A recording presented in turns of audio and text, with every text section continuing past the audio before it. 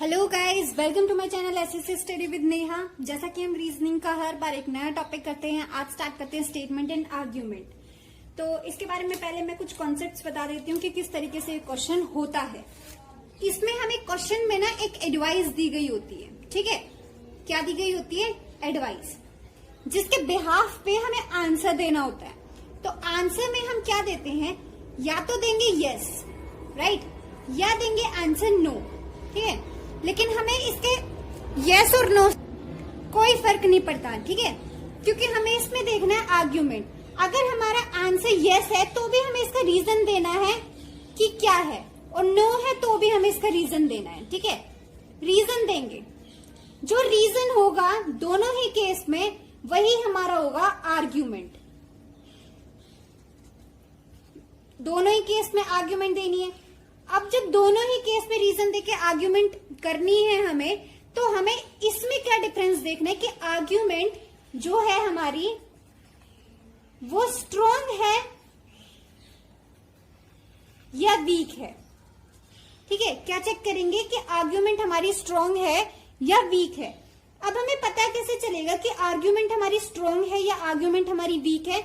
उसके मैं कुछ स्टेप्स बता देती हूँ, जिसके बेसिस पर हम बहुत इजीली देख पाएंगे, आंसर कर पाएंगे अपने क्वेश्चन को कि हमारा आर्ग्यूमेंट स्ट्रॉन्ग है या वीक है। देखो, मेरी बात एक ध्यान से सुनना। क्वेश्चन में एडवाइस देने के बाद आंसर में दो पार्ट दिए होंगे, एक में आंसर होगा यस, एक में आंसर होगा नो। दोनों में हमें रीजन दे रखा होगा पीछे, और उस रीजन को बताना है कि रीजन में एक आर्ग्यूमेंट होगी, उस आर्ग्यूमेंट को हमें बताना है कि वो स्ट्रॉन्ग है या वीक है। ये होता है स्टेटमेंट एंड आर्ग्यूमेंट में कॉन्सेप्ट। अब उस आर्ग्यूमेंट को स्ट्रॉन्ग और वीक कैसे डिफाइन करते हैं कि आर्ग्यूमेंट स्ट्रॉन्ग है या आर्ग्यूमेंट वीक है? उसके कुछ पॉइंट्स होते हैं हमें, जो हमें अपने माइंड में सेट करके याद रखने हैं। अगर वो पॉइंट्स याद है तो हम सारे क्वेश्चंस बहुत इजीली सॉल्व कर पाएंगे। अब देखो ध्यान से, आर्ग्यूमेंट को स्ट्रॉन्ग और वीक कैसे डिसाइड करना है, उसके लिए मैंने कुछ पॉइंट्स लिखे हैं। स्ट्रॉन्ग आर्ग्यूमेंट कब हम कंसीडर करते हैं? जब कोई भी हमें यूनिवर्सल फैक्ट दिया हो, यूनिवर्सल ट्रुथ दिया हो। जैसे कि फॉर एग्जाम्पल, अगर हमसे कह दिया जाए, और एक और चीज, इसमें ये जो यूनिवर्सल ट्रुथ या यूनिवर्सल फैक्ट की जो हमने बात की है, ये ऑल वर्स मतलब होल सोसाइटी के लिए डिफाइन होना चाहिए। ऐसा कि नहीं कि हमारे ऊपर एप्लीकेबल होता हो। जैसे कि फॉर एग्जाम्पल, अगर हमें बोल दिया जाए कि computer is beneficial for us, अब ये जो आर्ग्यूमेंट है ये बिल्कुल ट्रुथ है, फैक्ट है, क्योंकि सबके लिए कंप्यूटर जो है आज के टाइम पे बहुत जरूरी है। अब ऐसा नहीं है कि एक छोटा बच्चा डिमांड कर रहा है अपने फादर से या अपनी फैमिली में किसी से भी कि कंप्यूटर जो है बहुत बेनिफिशियल है सबके लिए, तो मुझे कंप्यूटर लाके दो, और उसके पापा मना कर देते हैं। तो उस टाइम पे उस बच्चे के लिए ऐसा नहीं कह फैक्ट, तो वो बात, वो स्टेटमेंट फैक्ट तो तब भी रहेगी, लेकिन उस बच्चे के लिए एप्लीकेबल नहीं है वो उस टाइम पे। तो हमें अपने लिए कोई भी चीज नहीं देखनी है, जो यूनिवर्सल फैक्ट है, मतलब जो सच है, वो कंसिडर करना है, ठीक है। सेकंड पॉइंट देखो, decision given by government, supreme court, United nation, यानी कोई भी हायर अथॉरिटी, कोई डिसीजन लिया गया है, गवर्नमेंट ने लिया हो या सुप्रीम कोर्ट ने लिया हो या कोई भी हायर अथॉरिटी ने लिया हो, हायर अथॉरिटी ने, तो वो डिसीजन भी हमारा आर्ग्यूमेंट में स्ट्रॉन्ग ही माना जाएगा। थर्ड पॉइंट, कोई एक्सपीरियंस के बेसिस पर कोई आर्ग्यूमेंट बताया गया है, तो वो भी हमें स्ट्रॉन्ग आर्ग्यूमेंट में कंसिडर करना है, ठीक है।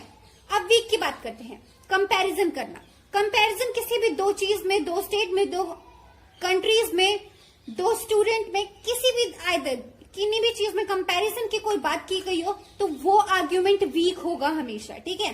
कभी भी कंपैरिजन नहीं करना चाहिए किसी का भी किसी से भी, क्योंकि सब अपने मुकाबले में, आपको पता है, जो काम आप कर सकते हो वो कोई और नहीं कर सकता, और कोई और जो कर सकता है वो आप नहीं कर सकते, ठीक है। तो कंपैरिजन हमें रियल लाइफ में भी कभी नहीं करना चाहिए, और जो कंपैरिजन से रिलेटेड आर्ग्यूमेंट्स दी गई होती है वो वीक आर्ग्यूमेंट होती है। सेकेंड पॉइंट, ओनली वर्ड जहां पर भी यूज हो, ओनली वर्ड जहां पर भी यूज हो जाए, जिस भी आर्ग्यूमेंट में ओनली वर्ड आ जाए, वो आर्ग्यूमेंट वीक मानी जाएगी, ठीक है। अगर आपको आर्ग्यूमेंट वाली स्टेटमेंट में ओनली वर्ड दिख गया, आंख बंद करके उसको वीक आर्ग्यूमेंट मान के साइड कर देना है, राइट। थर्ड पॉइंट देखो, एम्बिग्युअस। इसका मतलब होता है कि जैसे मान लो फॉर एग्जाम्पल, हम एक बात बोलते हैं कि जिंदगी में कुछ भी खा पी लो, एक ना एक दिन तो सबको मरना ही है, ये स्टेटमेंट है। ठीक है, ये सच भी है कहीं ना कहीं, है ना, कि भाई किसको क्या पता कि कल लाइफ में क्या होना है, तो अपने मौज मस्ती से खाओ पियो। जनरली हम लोग अपने घर में भी ये बात बोल देते हैं। लेकिन वहीं अगर आप किसी डायबिटिक पेशेंट को कुछ मीठा, मतलब बहुत ज्यादा मीठा लेकर एक साथ बैठ गए आप और उसे बोल दो खा लो, तो भाई वो जहां कल मरना होगा वहां आज मर जाएगा वो, ठीक है। तो ये चीजें नहीं करनी है, ये एम्बिग्यूअस वाली चीजें आती हैं, ये एम्बिग्यूअस के अंडर आता है। यानी कोई बात सच हो लेकिन उस सच के मुकाबले हमारा कुछ इफेक्शन जो काम बाद में होना है वो पहले हो जाए, मान रहे हैं ये चीजें। तो इस तरीके की चीजें जब आती है वो एम्बिग्यूअस के अंडर आती है और वो आर्ग्यूमेंट्स वीक कहलाती हैं, ठीक है ना। नेक्स्ट इज सुपरस्टिशियस, यानी अंधविश्वास। अंधविश्वास से रिलेटेड कोई भी बात की गई हो आर्ग्यूमेंट में उठा के वीक में रख देना, ठीक है, क्योंकि हमें रियल लाइफ में भी किसी अंधविश्वास पे मतलब अपने ऊपर हावी नहीं होने देना चाहिए किसी भी अंधविश्वास को। ये सब टेम्परेरी चीजें होती हैं, ऐसा रियल लाइफ में होता भी नहीं है। लास्ट पॉइंट वीक में एडवाइस। अरे कोई फ्री की एडवाइस दे रहा, आपको कभी नहीं लेनी चाहिए, है ना। ये तो हम बोलते हैं ना फ्री की एडवाइस मत दे यार, वही सेम चीज है। किसी आर्ग्यूमेंट में आपको कोई एडवाइस दे रखी है तो वो हमें कंसीडर नहीं करनी है और वो वीक आर्ग्यूमेंट में काउंट होगी। आई होप अब इसके बेसिस पर आपको स्ट्रॉन्ग और वीक में डिफरेंसेस करने आ गए होंगे। नहीं आए तो जितना हम क्वेश्चन प्रैक्टिस करेंगे हमें और अच्छे से क्लियर हो जाएगा। तो अब कुछ क्वेश्चंस प्रैक्टिस करके देखते हैं कि हमें कितना समझ में आया है, और नहीं आया होगा तो वहां पे हमारे कुछ डाउट्स भी जो मन में है वो क्लियर हो जाएंगे। चलो स्टार्ट करते हैं क्वेश्चन प्रैक्टिस। देखो क्वेश्चन नंबर 1 कह रहा है should sex determination test during pregnancy be completely ban. यानी स्टेटमेंट कह रही है कि जो सेक्स डिटर्मिनेशन टेस्ट जो हमारी सोसाइटी में होता है उसको कम्प्लीटली बैन कर देना चाहिए। आर्ग्यूमेंट बोल रही है, पहली कह रही है हाँ कर देना चाहिए उसे बैन, क्योंकि इसके बेसिस पर ना सोशल इम्बैलेंस हो रहा है, क्योंकि फीमेल फोर्टिसाइड ज़्यादा होता है। यानी कि अगर टेस्ट करवाने के बाद लड़की निकलती है तो उसको मार दिया जाता है, जिसकी वजह से सोशल इम्बैलेंस यानी लड़के ज़्यादा और लड़कियाँ कम, ये चीज़ें ज़्यादा हो रही है। तो देखो ये कहीं ना कहीं सच है, इस सच को हम नहीं बदल सकते। आप लोग भी जानते हैं, मैं भी जानती हूँ कि ऐसा ही होता है हमारी सोसाइटी में, और ये काफ़ी स्ट्रॉन्ग स्टेटमेंट है, यानी हम इसको यूनिवर्सल फैक्ट मान के चल सकते हैं, ठीक है। सेकेंड आर्ग्यूमेंट देखो, no people should have right to know about their unborn child, कि नहीं उसको बैन नहीं करना चाहिए क्योंकि लोगों को अधिकार है ये जानने का कि उसका बच्चा क्या है, मतलब अपने बच्चे के बारे में जानने का पूरा अधिकार है। अब इसको एज होल सोसाइटी देखें तो ये आर्ग्यूमेंट स्ट्रॉन्ग नहीं वीक है, ठीक है, क्योंकि इस बेसिस पर अब सबको पता है कि क्यों जानना चाहते हैं लोग, ठीक है। तो ये कोई अधिकार नहीं है।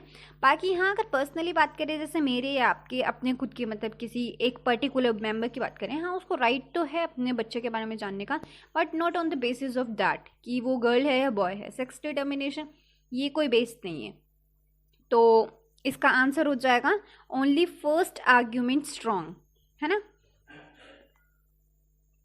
तो नेक्स्ट क्वेश्चन देखते हैं। देखो क्वेश्चन नंबर 2 स्टेटमेंट कह रही है कि इंडिया में मतलब फोर्सफुली बोल देना चाहिए कि हर पेरेंट्स को सिर्फ एक ही बच्चा करना है, ठीक है, और 2 या 2 से ज़्यादा करते हैं तो उसके अगेंस्ट मतलब कोई ना कोई एक्शन लिया जाएगा, ये स्टेटमेंट बोल रही है, ठीक है। आर्ग्यूमेंट कह रहा है, पहला कह रहा है yes this is only way to check ever increasing population of India. पहली बात तो यहाँ इस स्टेटमेंट में आर्ग्यूमेंट की जो फर्स्ट स्टेटमेंट है उसमें वर्ड आ गया ओनली, और मैंने आपको वीक के जो पॉइंट्स बताए थे उसमें आपको क्लियरली कहा था कि जिस आर्ग्यूमेंट में ओनली वर्ड आ जाए वो वीक स्टेटमेंट होगी, वो वीक आर्ग्यूमेंट होगा, सॉरी, ठीक है। तो पहला आर्ग्यूमेंट जो है वो वीक है। अब सेकेंड देखते हैं, no this type of pressure tactics is not adopted by any other country in the world, की मतलब ये किसी दूसरे देश में ये अडॉप्ट नहीं किया गया है, तो इसको भी हम नहीं अपने देश में भी अप्लाई नहीं कर सकते हैं। अब दूसरे केस में कंपैरिजन हो गया, और वीक आर्ग्यूमेंट का फर्स्ट पॉइंट ही मैंने आपको बताया था कि कंपैरिजन नहीं होना चाहिए, ना किसी 2 पर्सन के बीच में, ना 2 कंट्री के बीच में, मतलब किसी भी 2 चीज़ों के बीच में या कितनी चीज़ों के बीच में भी कंपैरिजन वाली चीज़ नहीं आनी चाहिए। अगर आ जाती है तो वो आर्ग्यूमेंट वीक होता है। तो यहाँ पर हमारे दोनों ही आर्ग्यूमेंट वीक हैं, तो हमारा आंसर जाएगा neither first nor second strong. Okay, question number 3 देखते हैं। थर्ड स्टेटमेंट बोल रही है should there be complete ban on mining coal in India, यानी जो कोल है, कोयला जिसे कहते हैं हमारे इंडिया में, कह रहे हैं उसके ऊपर कंप्लीटली बैन लगा देना चाहिए।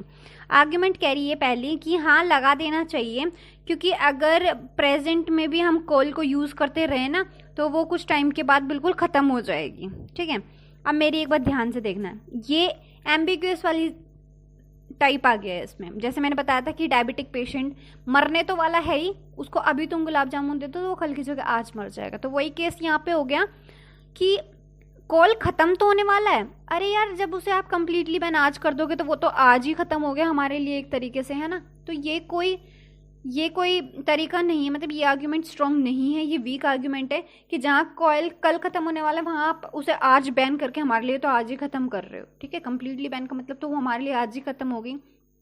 तो ये आर्ग्यूमेंट बिल्कुल वीक है।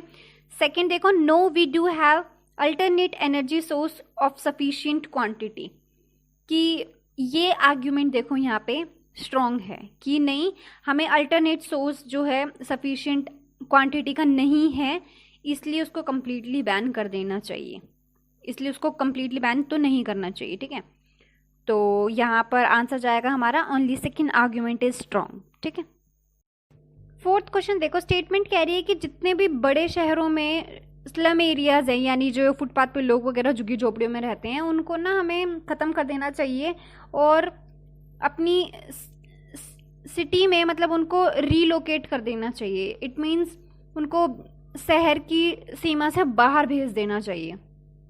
ठीक है, अब आर्ग्यूमेंट कह रहा है पहला, नहीं हमें ऐसा नहीं करना चाहिए, इससे क्या होगा कि जो स्लम एरिया में जो लोग रहते हैं उनका घर बार उजड़ जाएगा, काम वाम भी यार वो आप लोगों को पता है स्लम एरियाज़ के लोग दिन का करते हैं और कमाते हैं और दिन का दिन खा लेते हैं, तो उनका ये सब उजड़ जाएगा क्योंकि वो पास में ही कहीं काम करते हैं, फिर वो कहाँ जाएंगे अगर उनको शहर से ही बाहर निकाल दिया जाएगा।